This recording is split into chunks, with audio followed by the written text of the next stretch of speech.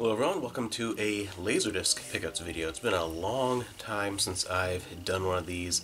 I think the last big ones I did were stuff from The Good Squid like 2 summers ago from Japan. Really cool stuff. And I want to show what I found today while I was out at the thrift stores and talk a little bit about the LaserDisc collection, where it is, where it's going kind of thing, and why I haven't really done a LaserDisc pickups video in a very long time.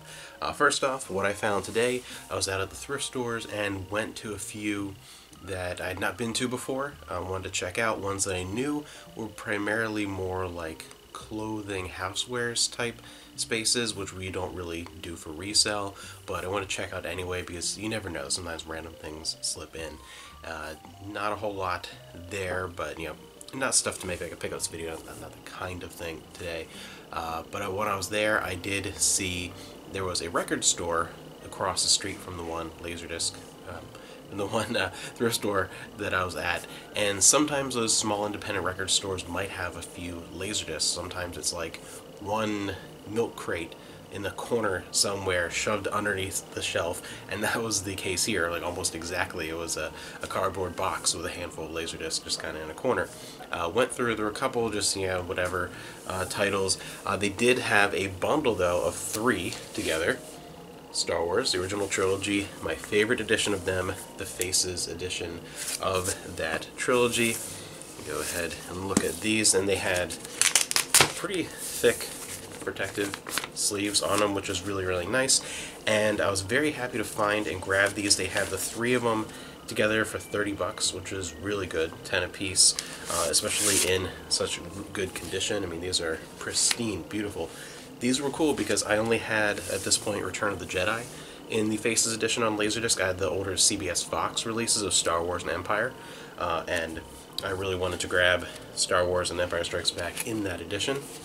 And beautiful, great gatefolds. And I don't know if I've mentioned it before, but when I do watch Star Wars, the edition that I want to watch most of the time is going to be this, you know, so-called Faces edition, because that's what I grew up with. We rented Star Wars a handful of times, the old trilogy, older VHS copies. When we finally bought Star Wars when I was a kid, it was this edition on VHS, and that's what we had. That's what I grew up with watching all the time, because that was the first time we actually owned it rather than just renting it. So Empire Strikes Back.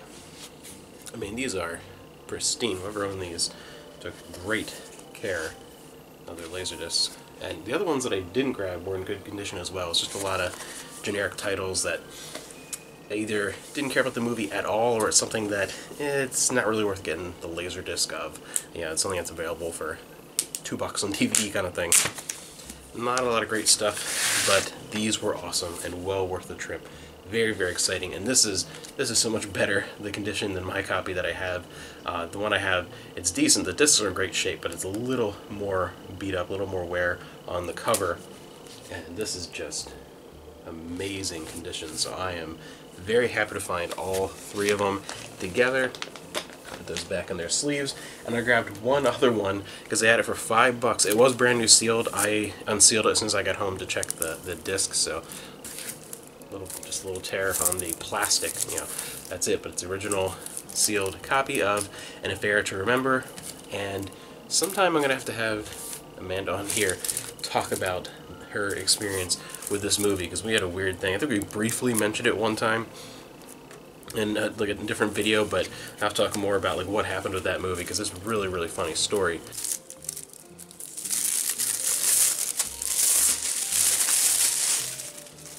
Go ahead and open this up, because it is a beautiful gatefold release.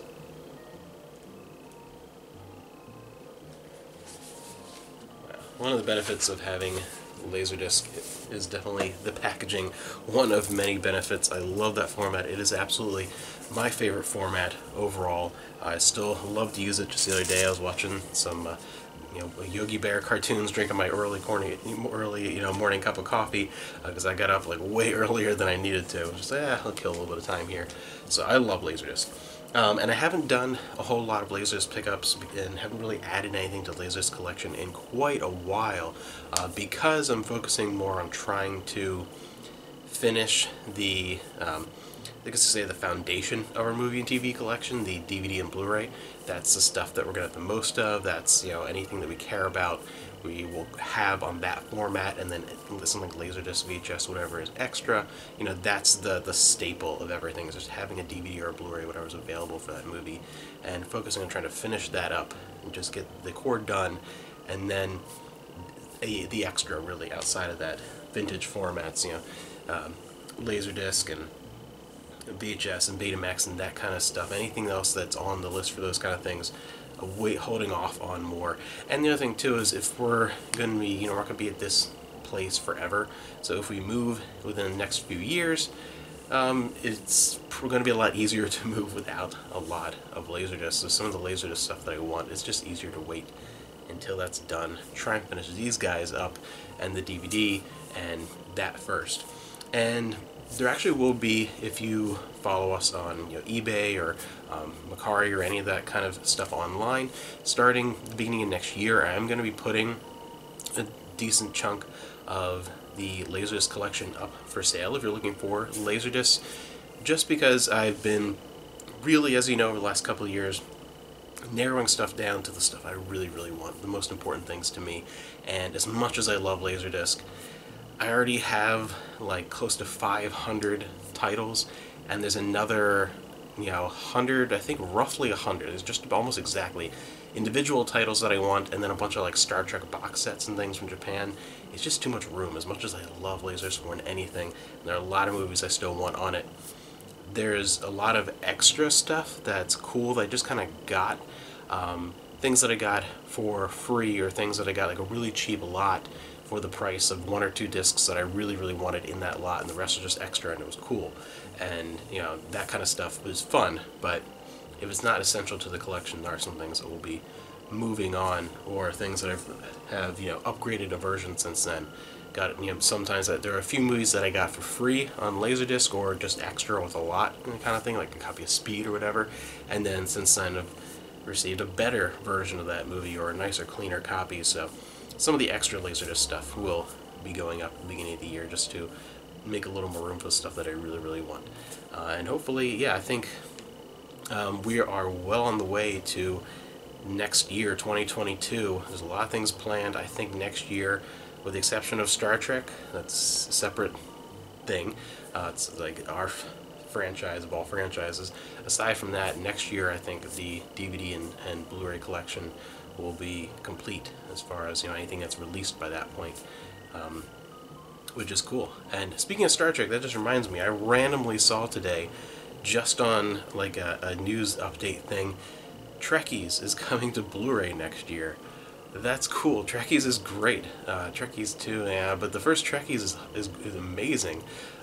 It's great, and it's amazing that that's coming to Blu-ray. You can get the original series, TNG. I just picked up I Dream of Jeannie. Like, it's amazing how many things are available on Blu-ray as far as TV type stuff, but you still can't get Deep Space Nine and Voyager. That's insane to me. That just blows my mind still. Those are still not available.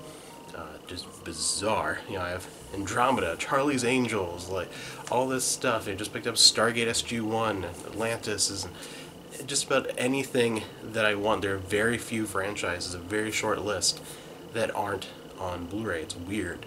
The big ones that if I could get anything would be Deep Space Nine, Voyager, and Bewitched and MASH. Those would be the big ones if they happen to be amazing. So, yeah, that's just kind of an update on general movie collecting type stuff, and very, very exciting to find these LaserDiscs today.